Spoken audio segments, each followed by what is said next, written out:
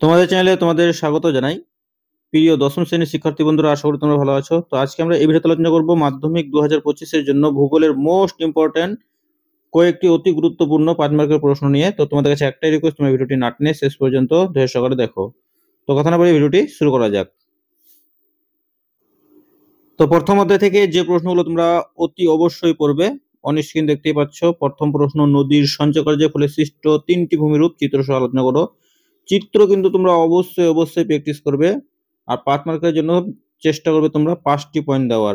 হ্যাঁ, নদীর ক্ষয়কার্যের ফলে সৃষ্ট 3টি ভূমিরূপ চিত্র সহ আলোচনা করো। যদি 3টি উল্লেখ করা থাকে তাহলে 3টি দেবে, আর না হলে যদি এমনি থাকে যে নদীর ক্ষয়কার্যের ফলে সৃষ্ট ভূমিরূপগুলি চিত্র সহ আলোচনা করো, তাহলে অবশ্যই তোমরা 5টি পয়েন্ট করার চেষ্টা করবে।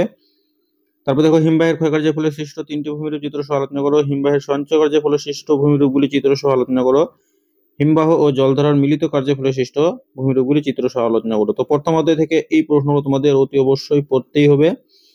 এবার দ্বিতীয় অধ্যায় দেখো, বায়ুমণ্ডল। বায়ুমণ্ডল থেকে তোমাদের পড়তে হবে উষ্ণতার হ্রাস ভিত্তির ভিত্তিতে বায়ুমণ্ডলের স্তর বিন্যাস করে যে কোনো 2টি স্তর সম্পর্কে সংক্ষেপে আলোচনা করো। মোস্ট ইম্পর্টেন্ট মাধ্যমিক 2025-এর জন্য।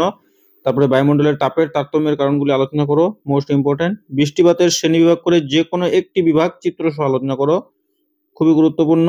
আর বায়ুচাপের নিয়ন্ত্রক বা বায়ুচাপের তারতম্যের কারণগুলি কি। বায়ুমণ্ডল থেকে তোমাদের জন্য একটি প্রশ্ন রেখেছি। এই প্রশ্নটি কিন্তু পরীক্ষায় আসবে একবারে 100%। প্রতি 1 বছর অন্তর অন্তর কিন্তু এই প্রশ্নটি আসে। সমুদ্র স্রোত সৃষ্টির কারণগুলি আলোচনা করো। বিগত বছরের প্রশ্নপত্রগুলো তোমরা উঠায় দেখে নেবে যে এই প্রশ্নটি প্রত্যেক বছরই কিন্তু আসে, 1 বছর অন্তর অন্তর আসে। পঞ্চম অধ্যায় থেকে পড়বে তোমরা ভারতের পূর্ব ও পশ্চিম উপকূলের সমভূমির প্রাকৃতিক বৈশিষ্ট্যের পার্থক্য, উত্তর ভারতের নদ নদী ও দক্ষিণ ভারতের নদ নদীর মধ্যে পার্থক্য।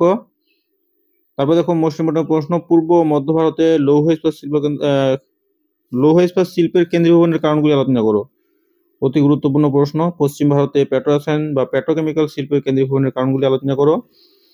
তার মধ্যে দেখো, চা, কফি, গম, ধান, কার্পাস চাষের যে অনুকূল প্রাকৃতিক পরিবেশ, তার মধ্যে গম, ধান, কার্পাসটা কিন্তু মোস্ট ইম্পর্টেন্ট। এই 3টির মধ্যে আশা করি তোমরা একটি কমন পেতে পারো, গম, ধান, কার্পাস। তারপর দেখো, ভারতের জনসংখ্যা বন্টনের তারতম্যের কারণগুলি আলোচনা করো।